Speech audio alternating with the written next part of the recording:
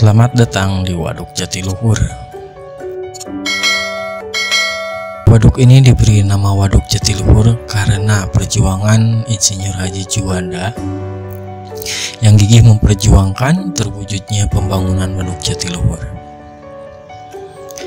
Waduk ini adalah waduk terbesar di Indonesia dengan potensi air sebesar 12,9 miliar meter kubik per tahun dan merupakan waduk serbaguna pertama di Indonesia.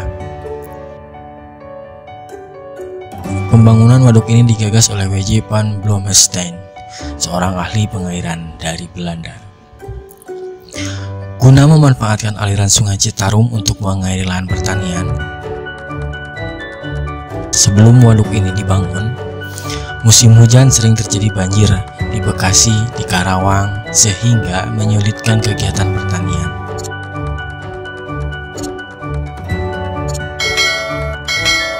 Selain itu, banjir juga kerap mengenai jalan raya Jakarta-Cirebon, sehingga terkadang membuat pengguna jalan harus berhenti dan menginap di Karawang atau di Cikampek. Waduk ini dirancang untuk dapat membangkitkan listrik melalui sebuah PLTA. Pembangunan PLTA tersebut awalnya mendapat banyak kritik karena kapasitas terpasangnya direncanakan mencapai 125 MW. Padahal kebutuhan listrik di Jakarta saat itu sebenarnya sudah dapat dipenuhi hanya dengan kapasitas terpasang sebesar 50 MW. Waduk ini kemudian dibangun pada tahun 1957 dengan batu pertamanya diletakkan oleh Presiden Soekarno. Waduk ini lalu diresmikan oleh Presiden Soeharto pada tanggal 26 Agustus 1967. Pembangunan waduk ini menelan biaya sebesar 230 juta US dollar.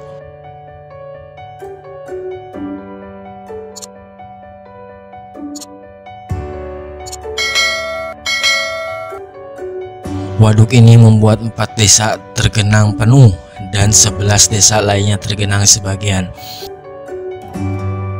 sehingga 5.004 orang penduduk harus dipindahkan ke lokasi lain.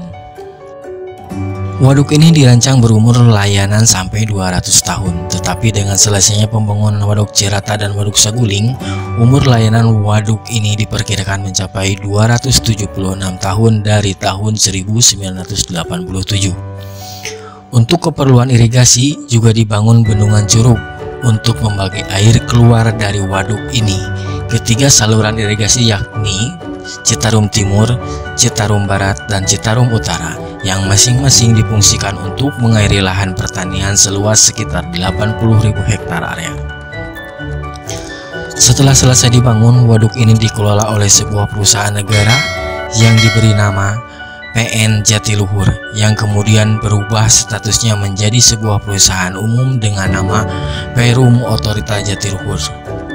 Dan pada tahun 1970 dengan kemudian diubah namanya menjadi Perum Jasa Tirta II pada tahun 1999.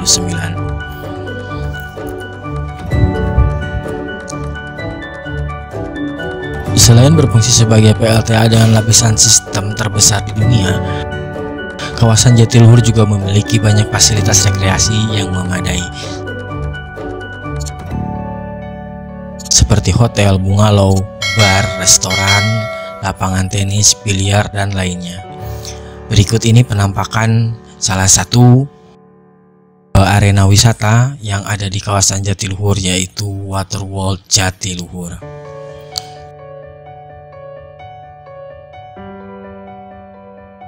Seperti Deddy Mulyadi, Jatiluhur lebih dikembangkan lebih ke sektor wisata. Sektor wisata yang dimaksud adalah demi mengembangkan perekonomian dari basic sektor wisata. Wisata yang ada saat ini seperti Gunung Parang, Paranggombong, Gunung Bongkok, Hotel Tebing, Tebing Boyer, Tanggul 5, Tanggul Usman, Tanggul Kayat, dan masih banyak tempat wisata lain sekitaran Danau Jatiluhur atau Waduk Jatiluhur. Demikian informasi sekilas tentang Waduk Jatiluhur. Bagi teman-teman yang mau mengunjungi Waduk Jatiluhur yang dari arah Jakarta bisa keluar dari tol Jatiluhur atau tol Cikania, begitu juga yang dari arah Bandung bisa melalui tol Cikania atau tol Jatiluhur. Jarak tempuh dari tol Jatiluhur atau tol Cikania hanya sekitar 15 menit atau sekitar 10 km. Demikian informasi yang bisa disampaikan. Terima kasih.